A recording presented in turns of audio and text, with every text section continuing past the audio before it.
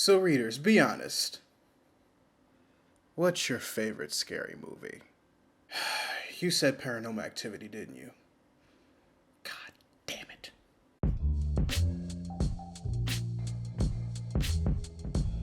Yes, readers.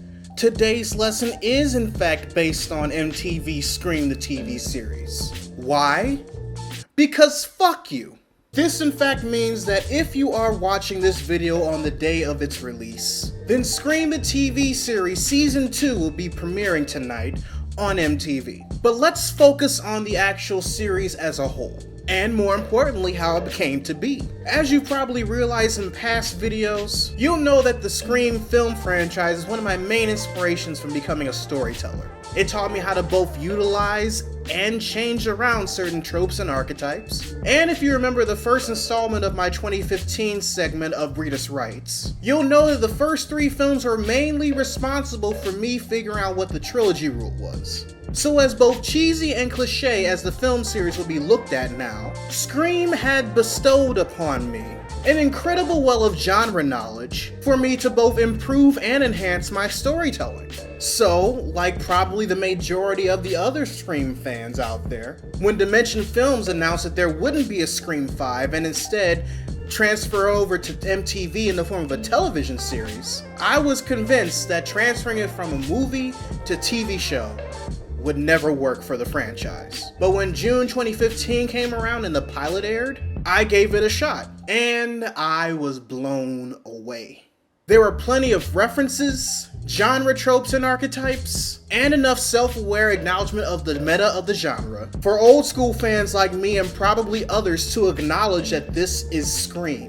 But at the same time, there was a lot of fresh and new shit as well. Enough to keep me captivated, enough to keep me guessing on who the killer is, which is what I always want to do whenever I see something involving Scream. The 10 episode count for the first season felt right. Characters developed in a way where at first I didn't really care for them, but at the end I wanted them to live. And whatever plot holes or continuity errors that they ran into over the course of the season, we would find out at the end of the last episode of that season that they will be addressed in Season 2, including more shit. What diehard fans of the franchise thought was impossible was made possible.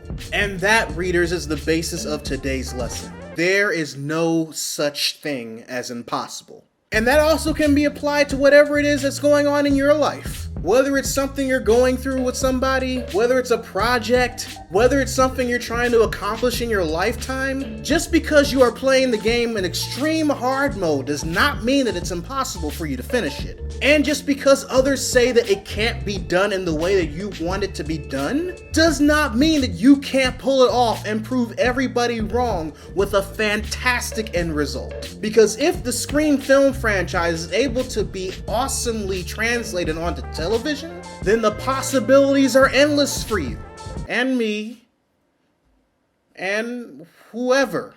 So readers, your homework assignment for the day. Write in the comment section below whether or not you're looking forward to Season 2 of Scream. Or write in the comment section below whether or not you watched Season 1 of Scream and whether or not you thought it was good. Because you know, just because I thought it was good doesn't mean that everybody agrees.